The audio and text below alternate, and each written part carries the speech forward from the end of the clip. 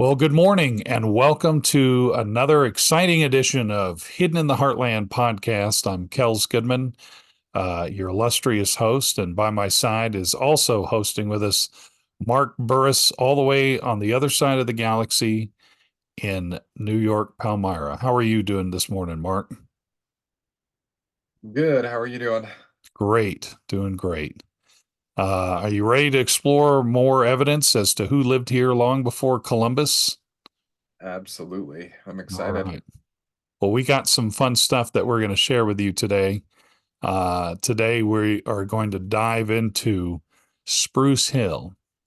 And Spruce Hill was sort of a topic of discussion in episode 5 of Hidden in the Heartland. So if you want to, you're welcome to review, and we're going to kind of do some of this today will be a little bit of a review of a piece of episode 5, and we're gonna where we talk about smelting and iron, and so smelting is really kind of fascinating to see, evidence of ancient smelting. And one of the things I wanted to bring up to you, I have a couple of books here because I really highly encourage each of us to do our own research and not just to rely on me or whoever else that you listen to or watch, but to do your own research. And I love pulling stuff. So these are two books that we're going to probably cover today a little bit. And you can see this is Iron Age America by William Connor, and The Rediscovery of Lost America by Arlington Mallory. And this was written in I think in the early 2000s, and this was written in like the 40s and the 50s. It was a culmination. Where So, were you able to find those?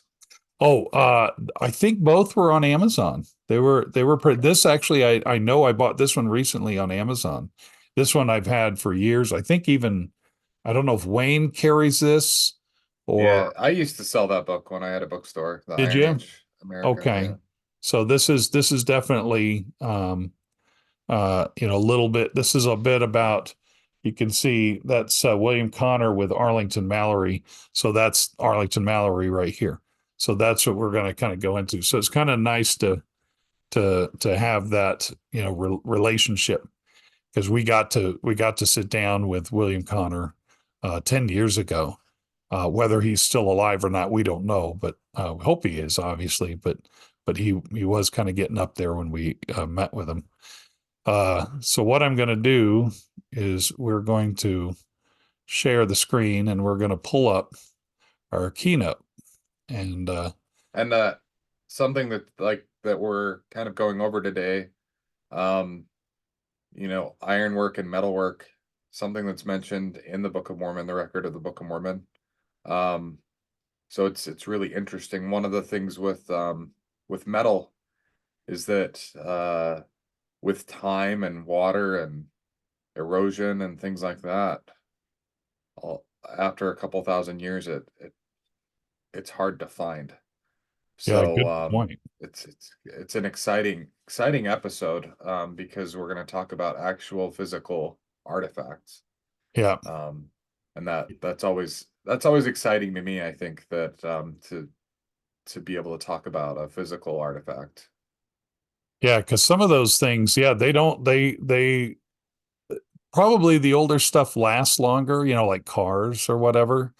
But some stuff does not last. I look in front. I was just looking at my front of my house yesterday, and I saw a cement wall that's around my uh, rose bushes in the front yard, and it's crumbling, and it's only 30 years old, maybe, maybe younger. I don't know, maybe a little older. And I saw the crumbling, and every time I see that crumbling, I sit and I think of, Central America, or some of these places where there's cement. And I'm thinking, mine doesn't last 30 years. How are these other things going to last thousands of years? I'm sure it's a different makeup. I'm sure it's a different material, but But I sit and I go, wow, that's if it lasts a long time, that's if you find anything, that's pretty amazing. So, Yeah. I mean, and a lot of times with metal in North America, it had to have been something that was buried, you know, on purpose, mhm, preserved, because, you know, if it's on the surface, it doesn't really last. But yeah, um that's right. So it's so what we'll do is to go to the first image here, and of course I'm going to do a little scriptural reference in Second Nephi 5:15, and this is probably about close to where we are in our "Come Follow Me" discussion. If you're watching this at the time we release this, and you'll see that he's talking about how Nephi learned to you make all manner of wood and iron and of copper and of brass and of steel, gold and silver, precious ores. And pretty much most of these things, if not all things, have been found in North America, have been found in the heartland in one form or another, especially copper being big in Michigan, which we've kind of talked about before with Isle Royal and many other places where you've been able to find gold and silver and steel. But iron is one of those that, and I probably should have included this quote, but iron was pretty prevalent. I remember was it his journal? I forgot who it was. Hinckley? No, not whose journal. Heber C. Kimball. Heber C. Kimball. That's right. Yeah. And his Yep. journal, what was his name? Father Bosley Yeah. would go to Yeah. Joseph Smith. You remember that story? So the quote is that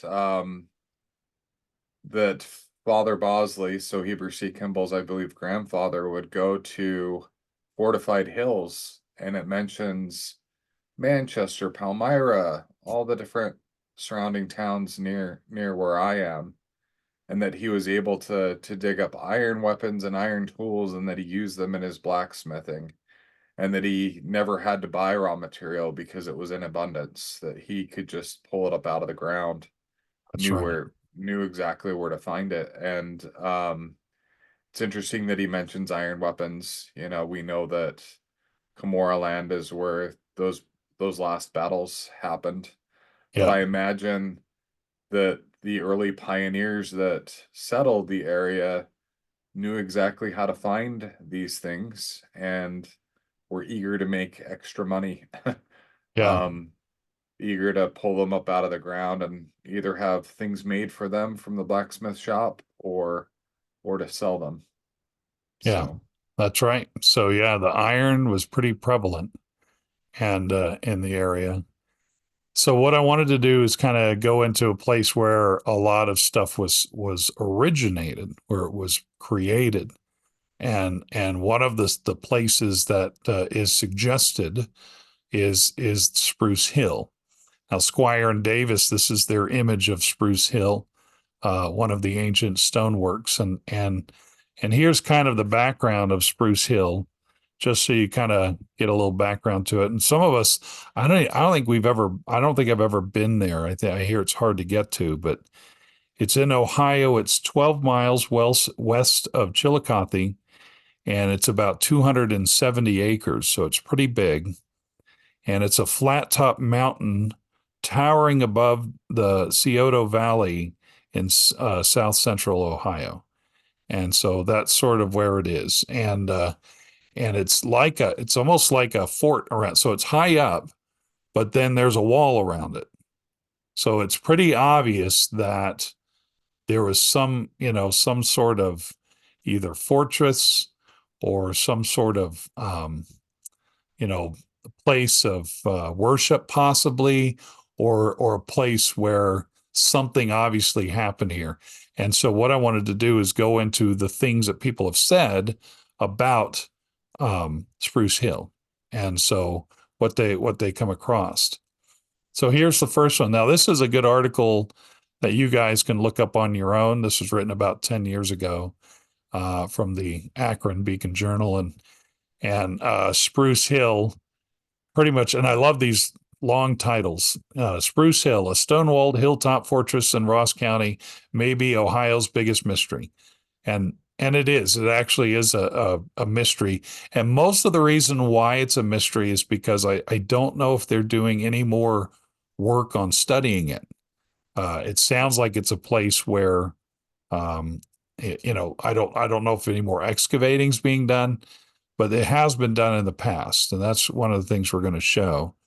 But That's something that's kind of frustrating is that there's lots and lots of different places where we know that there's going to be more artifact that we're going to be able to find out more, but no work is being done and you can't access it. And it's sort of like, well, we know something's there, but no, you can't go and find out. well, that's the thing is that that's the quote unquote art of preservation is, and that's the frustrating thing about preservation is, that you want to preserve, right?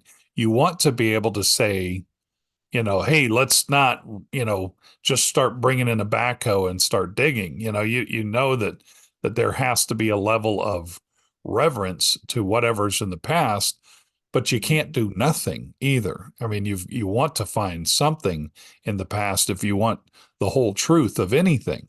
You've got to be able to dig. I mean, if Joseph Smith didn't at least uh go to the hill and start digging, if he didn't do that, then we wouldn't know what the heck we were reading. But there has to be a level of going in, doing some digging and learning what are we learning here from the elements that we see in the ground. So sometimes preservation, which is important, and I'm not knocking it, also shoots us in the foot because then we don't learn anything because then we don't Yeah. we don't know where we're at. And Yeah, so it seems like there's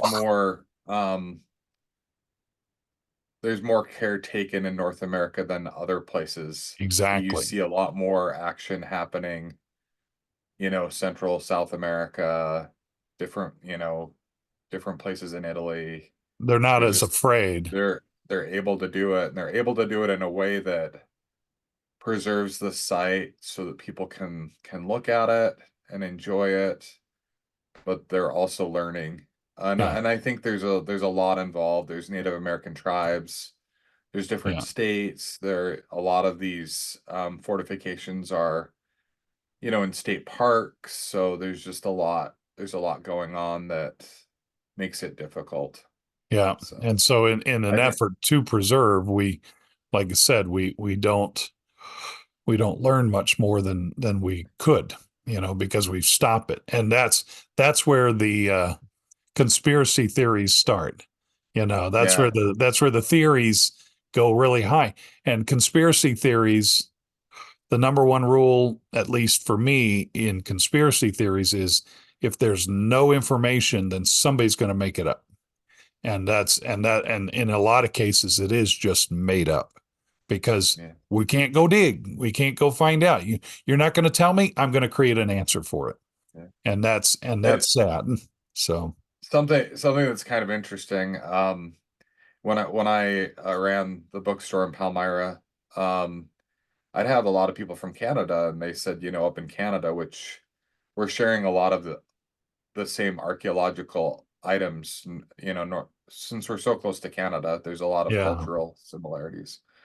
But if anything's found on your property, you actually have to pay for the dig. Like, so people are scared of finding anything at all because they don't want to have to spend the money to pay Oh, for a is that professional right? dig. That's Yeah, so fascinating. it's one of those things where it's like, oh, we know something's there and we'd really like to explore it, but we don't want to go bankrupt because Yeah. Oh, as soon as crap. something's found, the government comes in with a professional team and they do a dig and then they charge you for it Yeah, since you you think own it'd the. be the other way around. It's kind of like you won the Yeah. lottery, but instead it's like, hey, look, you bought you a job. Isn't that awesome? Yeah. So, Or you oh, you that's find in crazy. in Europe, like someone will find like a bag of Viking gold and the government comes in and they're like, "Oh, we'll take 99% of that. You can have, so Oh, crazy stuff. So here's what this article goes into. Here's just a little lineup. First is they their research says that this hilltop was built by the Hopewell 1600 to 2000 years ago, which, you know, somewhat falls in line with the Book of Mormon right there. So that's kind of good to know. And they also, one thing I'm going to add that's not on this is there's also a discussion that it could be Celtics or Vikings that came to it, but it doesn't necessarily mean they're the ones that originally put everything together. And so there's different, they think there could be different levels of groups that came to explore and to use the smelting ovens that we're going to show you here.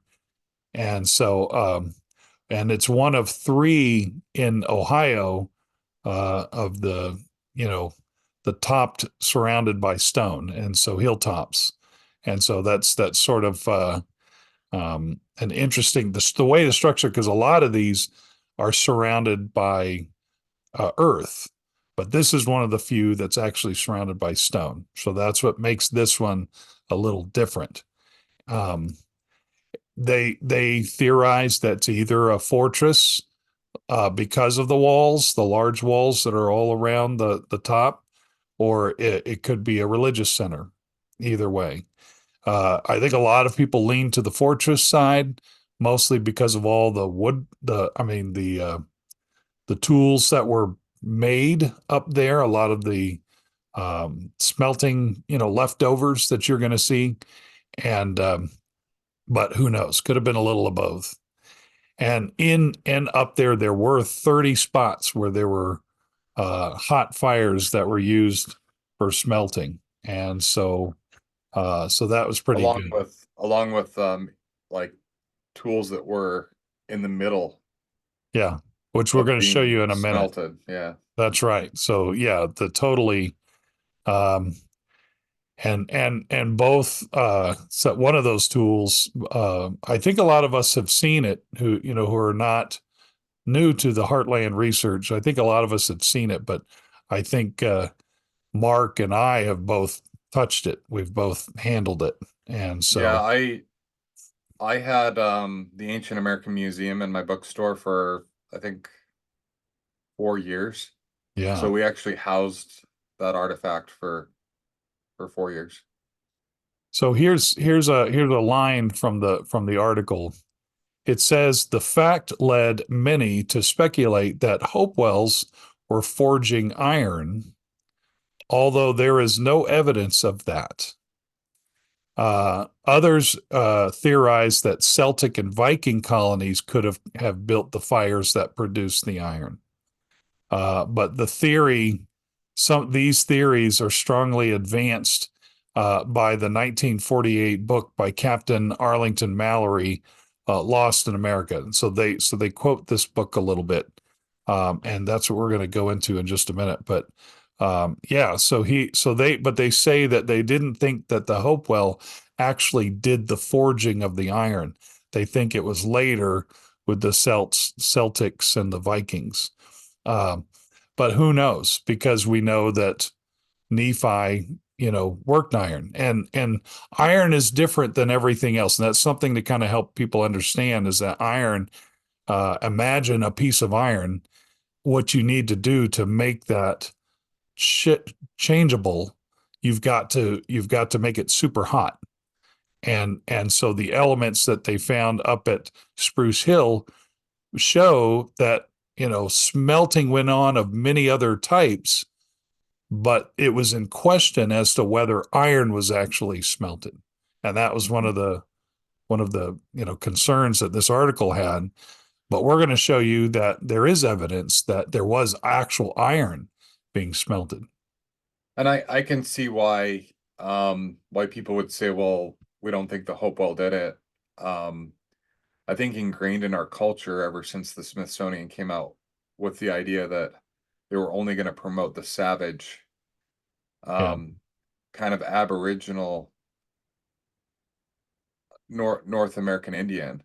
yeah, So I think that ingrained in almost everybody, it's well they just couldn't. do any of that kind of work. It just wasn't possible. And I think that, when people read the Book of Mormon, that was kind of a fantastical thing where they're reading about iron and all these other elements where it's kind of like, oh, that's nice that that's included in the book. That's kind of weird. But now we're showing actual evidence. And Correct. I just think that in the 40s, the 30s, the 20s, and the 1800s, people were just trying to assign, well, we see this work with iron being done, but it couldn't have been the Hopewell, it couldn't have been these guys, it had to be someone else. But Yeah. Yeah. it's interesting that the fort meets the description of the forts in the Book of Mormon, the defensive forts. So you look at those. I love those old drawings of forts. I think I'd like to get some and put them on my walls, but how intricate how intricate the drawings are, but it definitely meets the description that we read of in the Book of Yeah, Mormon. they are cool drawings. Yeah, and they were clever, in cornering their enemy, and trying to enter the fort. And so just like it did in the Book of Mormon, you know. Um, Let me read one. I'm going to read one last quote from this article. It says, "Today, the theory is that timbers added to the walls burned. Archaeologists have found evidence that the walls at Spruce Hill likely contained logs that were later burned. They were baked clay clumps with the impression of crisscrossing logs in them, similar to old fired forts found in Scotland and elsewhere in Northern Europe." And then later it goes to say that Spruce Hill is today rarely open to the public. And this guy who wrote this article said that he signed up for a ranger guided 3.5 mile hike in a once a year event that they do in September. But if you ever go to Spruce Hill, you got to have a permit from the Federal Park Service or the Arc of Appalachia. So if you're even going to ever go there, so you can go up there, but it's very limited, you know. And they probably wouldn't let guys like me up there because I'm going to only go up there and fool around. So and bring cameras With your metal detector and with my your metal detector while I'm looking for gold. So and your Ghostbuster kit, all that's that. right. So looking for in my tinfoil hat. But so here's Caleb Atwater. This was mentioned in Hidden in the Heartland, uh, um, episode 5, where it says there appears to have been a row of furnaces or smith shops, and talking about Spruce Hill, where the cinders now lie many feet in depth. He says, I am not able to say with certainty what manufacturers were carried on here, nor can I say whether brick or iron tools were made here or both. It was clay that was exposed to the action of fire. Iron ore in this country is sometimes found in such clay. So he's stating, and this is early 1800s that Caleb Atwater made this quote. But as far as Spruce Hill, but so he has a theory that the elements left over with this clay that he's talking about is a piece of evidence of iron. He's not saying there is, but he is saying, but that is a leftover of that. So, which is interesting. But um, and now let's go to this handsome fella, Arlington Mallory. His book was really fascinating. He really went into a lot of. I really encourage people to find that book and to go into it. Here's some of the highlights that he said in his book. And obviously, we learned about Arlington Mallory from William Connor, who we're going to go into next here in a minute. But he read first from an 1811 article or letter written by a guy named James Foster. Now, James Foster, who's a newspaper editor, commented on Spruce Hill. It said that he visited the hill in 1811 before he left to go fight in the War of 1812. And this was his experience on the hill. Okay, this is 1811 now. He says Spruce Hill is part of a fort about 100 acres And obviously we now know it's bigger than that, but that was his estimation at the time, and is enclosed by a stone wall. Judging by the ruins, the walls were about 12 to 15 feet high, 4 to 5 feet thick. And at the bottom of the hill, and this is according to what his theory, south side, ruins of a city are on the south side of the hill. Cellars and stone foundations of houses still remain.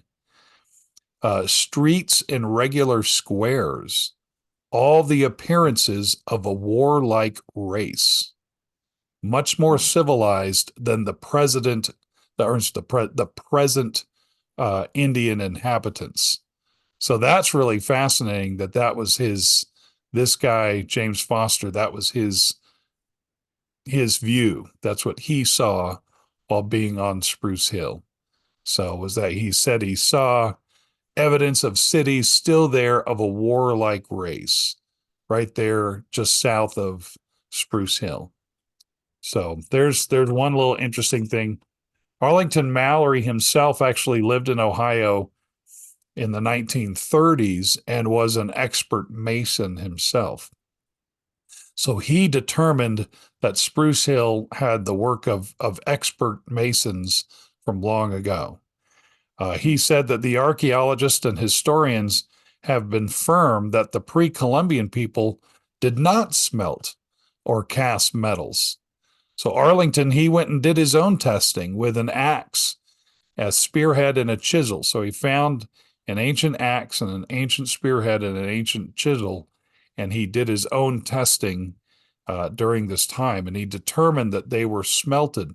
Because a lot of times, the archaeologists of the day thought that all that these ancient people did was just take an existing something and just hammering it into place. And look, now I have a hammer, or now I have a sword, or now I have something. And Arlington is saying that no, they smelted it. They actually created it from raw materials, heated it, got it, to a high heat point, and then made it what it is. And they didn't like just hammer it into place. And because he himself was an expert at this kind of thing. He also talked about socket or semi-socket type tools of that nature that originated. He said that those types of tools, in his estimation, originated around the Great Lakes area about 600 BC. So, which is kind of fascinating. Hmm. Mallery also said that in 1948, he drove back to the hill and looked at the walls and determined that it was a stockade kind of place. It was definitely a place prepared for battle. And because of the placement of the hill and the walls being a stockade, that's what fueled Arlington to want to find the furnaces that he used to make these tools or weapons. And so Arlington, he found one piece of slag, which was a leftover from smelting. And then they dug and they dug and they went to where there was a lot more slag. And ultimately, they found their first furnace, which is about 8 by 12 feet in width. Didn't Wasn't there something that they talked about that it looked almost as if the furnaces had been carefully buried? Exactly. Yeah, That because that's like what you do. whoever whoever built them might have been concerned that their enemies could use them.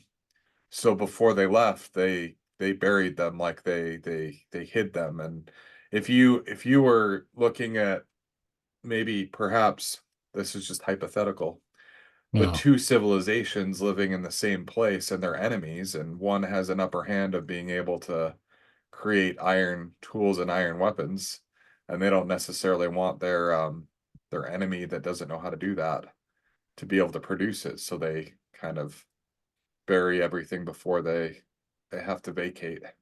That's true. Yeah, and a lot of what happens is that they have to have time to do all those things, and so Nephites and Lamanites were constantly at this battle period where where there probably wasn't a lot of time to make a lot of those tools. But then when they did have time, they would go up and they would make some. But then, yeah, you're right. There was probably evidence of them hiding it so that people won't see it. And so in most of these cases that you see in the book, they weren't just out for all to see. They had to be dug up, and um, They were I think buried. They were even and luckily they were buried because they probably yeah, over time and elements they wouldn't have maybe, still been around. So yeah, they would have been. They actually would have probably been useless after a while.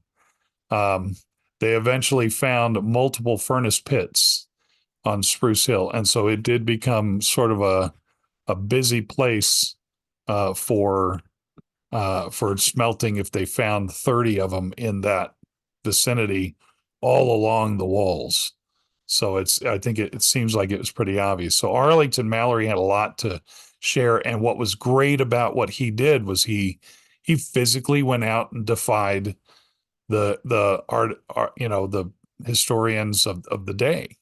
He went out and defied it and went out and did it while he still could. Because today you're not going to see any of us able to go up there and do that kind of digging like he did. But and I actually remember hearing William Connor talk about because William Connor was there for some of the early days, um, earlier of the time in which Arlington Mallory was still alive, working with him, and you see that in his book. But he said that there were occasions where they found that they were actually still warm, like there was still wow. heat coming from it, and because it was buried and it was covered, and it's not going to catch anything on fire, The heat was so high that yeah, that it it's was crazy. still there many many years later. That heat just barely, still a little warmer than normal underground, and Wow. so that's really And amazing.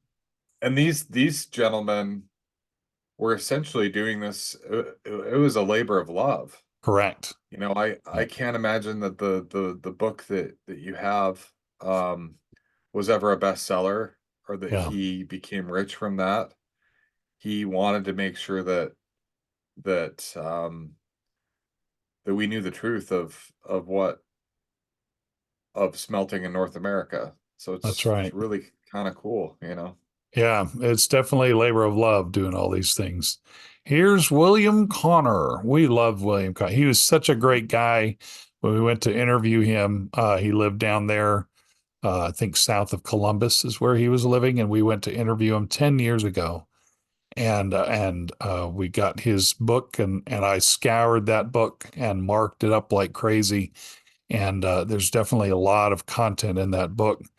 But in the video, he kind of goes into uh, the evidence of the iron and where what he found. So William went back in the 90s, late 80s, early 90s, and did more of his own uh, um, research. And you see, there's a little picture in there. It's hard to see, but you see him sitting with Arlington Mallory.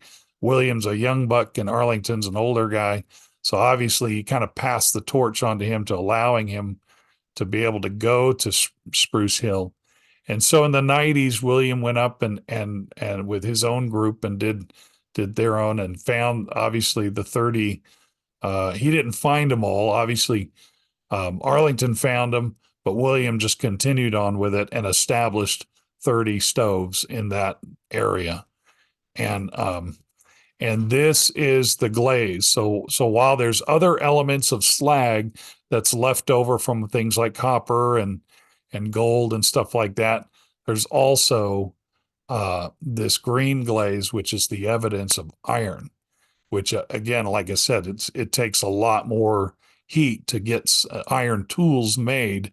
Well, here's the leftovers, and that's what that is. Is it's leftover it's stuff you just when you've done the smelting and you've built your tool, you just take the elements and you just throw them away. You just take the mold and you just get rid of it, unless you're going to keep making more and more of the same thing.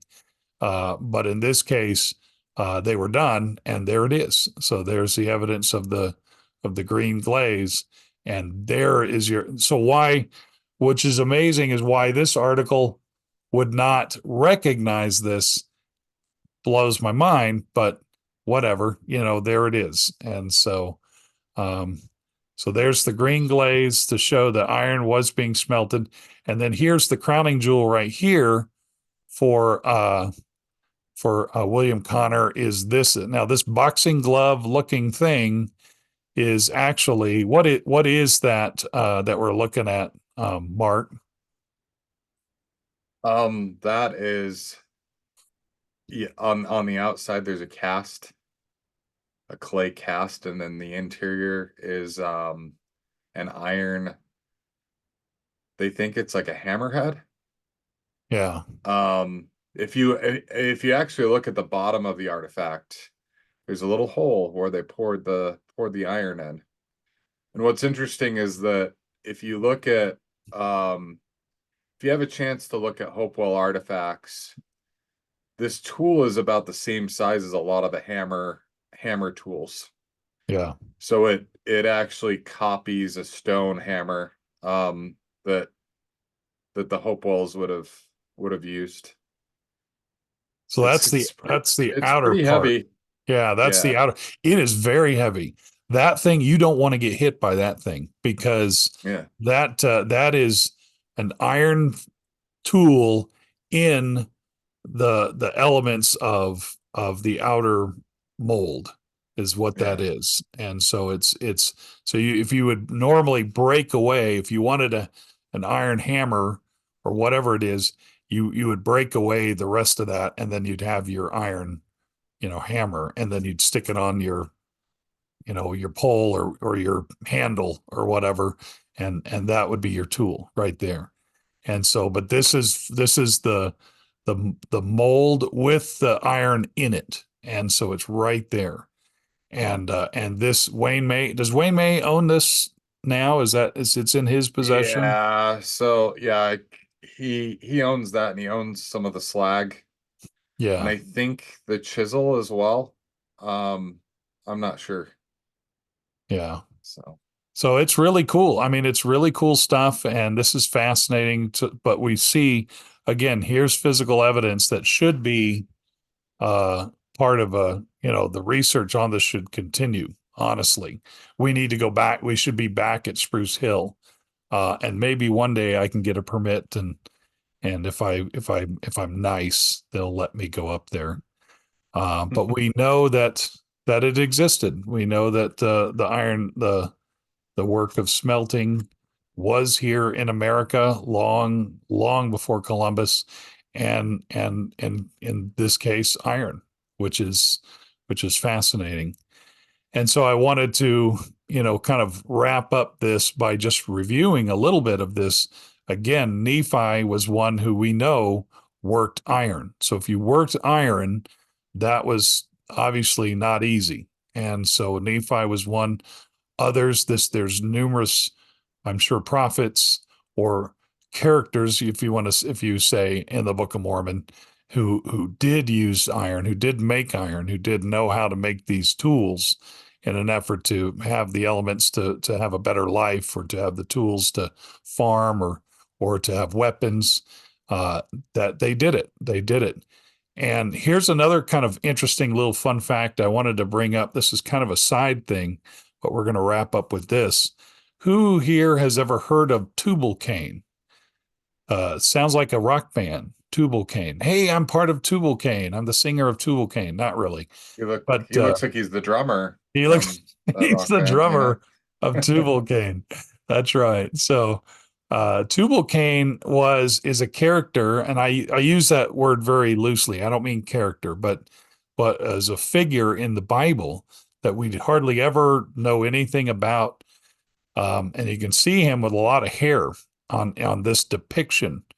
And Tubal-Cain was, what's interesting is in that movie, that Noah movie that was made about 10 years ago. With Russell Uh, Crowe. yeah, yeah, with Russell Crowe. They actually have Tubal-Cain in it. He's actually in Oh. there. They featured Tubal-Cain, and you know how accurate that movie. We can just He needed he needed his 5 minutes of fame. Tubal-Cain. yeah, It he was needed important. his moment, and could have been Arnold Schwarzenegger. I don't know. I don't even know who played it, but but his character did appear in Noah. Now, whether Tubal-Cain lived during the time of Noah, maybe, who knows? And so, but Tubal-Cain is actually like fifth or sixth generation grandkid of Cain. And Tubal-Cain was just as an interesting fact, he was um, the son of Lamech, and he was actually known for the. And here's some interesting. Uh, this is actually from Wikipedia about Tubal-Cain. He was known as the forger of all instruments of bronze and iron. And so that's he's a descendant of Cain, the son of Lamech, and his name Tubal actually means spices. Hmm. So he's Cain's spices. And it goes in to say that Rashi states that he was named this because he was seasoned and improved the work of Cain. So he Hmm. basically continued. In other words, he wasn't necessarily a good guy. He took whatever Cain did, seasoned it, I guess, whatever, and took it to the next level. So Spiced it up. yeah, he could have been he could take the secret combinations and done whatever. But He added hats to the secret combinations, so that's it made right. him He better. had he had Spiced him hats, up. he had names, he had the website. But and he so basically what happened was he if you read the Apocrypha, you'll hear more about Tubal-Cain. And Tubal-Cain, so according to the Apocrypha, or at least in this one, it says uh, Tanhuma Bar Abba. I don't know who that is or what that is.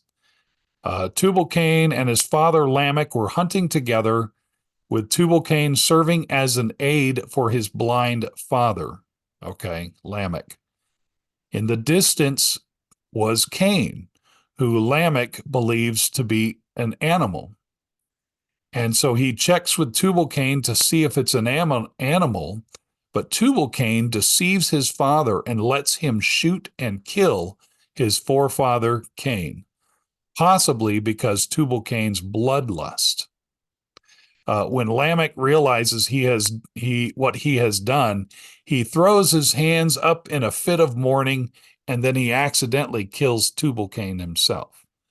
Uh-oh. So according to this story, and some of this is in the Apocrypha too. So if you read the Apocrypha, you'll see that Tubal-Cain goes, "Hey, look, there's an animal," and he says, "Hey, Lamech, Dad, why don't you shoot this animal?" And so, because in the Old Testament, you learn that when Cain got his curse, nobody really is supposed to kill him, and thus there's that theory that he's still around. We've heard some church history stories of talking about, hey, I hung out with Cain or whatever, his big hurry, or Yeah. they think that, Sasquatch is Cain or whatever. A lot of interesting theories that I'm going to leave in the theory camp. But in this case, according to the Apocrypha, Cain was killed and was killed by Tubal-Cain telling his dad, hey, look, there's great great grandpa Cain, kill him. But first he said, no, it's an animal. It's an animal. And then later they find out it was Cain. So so interesting. And so there's a little, but the thing that we learn here is that he worked iron, and Yeah. that's what I wanted to kind of get to, is that if he was the worker of iron, where was he doing that iron? Right here in the United States. So if we go off the possible doctrine that this is where the Garden of Eden was, and we didn't really, that Noah built his ark here in the United States, that a lot of that time period of the Bible was right here. That means Tubal-Cain would have been here also, forging iron. And so, Mhm. so whether it was Tubal-Cain or whether it was Nephi or whether it was somebody else, Mhm. it's just kind of fun and fascinating to kind of think of these things. So here's, as a little history of Tubal-Cain. Here's his family. I know it's tiny to see, but you can find this on Wikipedia. But you see, there's Cain, Enoch, Irid, uh, Methuselah, and then Lamech, and then Tubal-Cain. So, and so that's sort of the time frame. And Tubal-Cain could have been around during the days of Noah. It's hard to tell, but according to Hollywood, he was. So if Hollywood said so, it must be true. Yeah, Anyway, that was good. That was a good one. That yeah, Noah movie. yeah. So Oof. anyway, so there's Spruce Hill, ladies and gentlemen, a little something fun, and maybe I don't know. On one of our journeys this summer, I might consider seeing if we can get a permit and go up to Spruce Hill. It would be You can fun to only see. go up in September, and you can only go up on a It, hike with yeah, a go up guide. on one of their special. Not allowed to do anything else up there Can't do nothing because up there, so you're we not don't going want to learn. anybody to see anything that might That's be right. of, yeah. You're not going to learn anything else, and so that's kind of how that goes. Hey guys, we hope you enjoyed your time with us today here on Hidden in the Heartland. We have more content coming. We want you to continue to again do your own research. Continue to find the books, do the research, and then you might find some new stuff that we didn't find, and we'd love to hear from you. So And comment and like. next episode we're gonna do a giveaway. So Oh yes, make sure you yes. watch our next episode and you encourage other people to watch it because it's gonna be a cool giveaway. We So got more stuff to if you give don't away. watch It's it, you going to won't be know. Yeah. awesome. Thanks to Mark and the Camorra Land Press. And so that's yeah, thanks for reminding me that, Mark, that we were going to do a giveaway. So anyway, so hopefully you guys are reading your books of Mormon. That's what's important. This evidence obviously is not here to convert you, but it sure helps to have a little something fun to study, and we want you to keep reading. And thank you for joining us here on the Hidden in the Heartland podcast.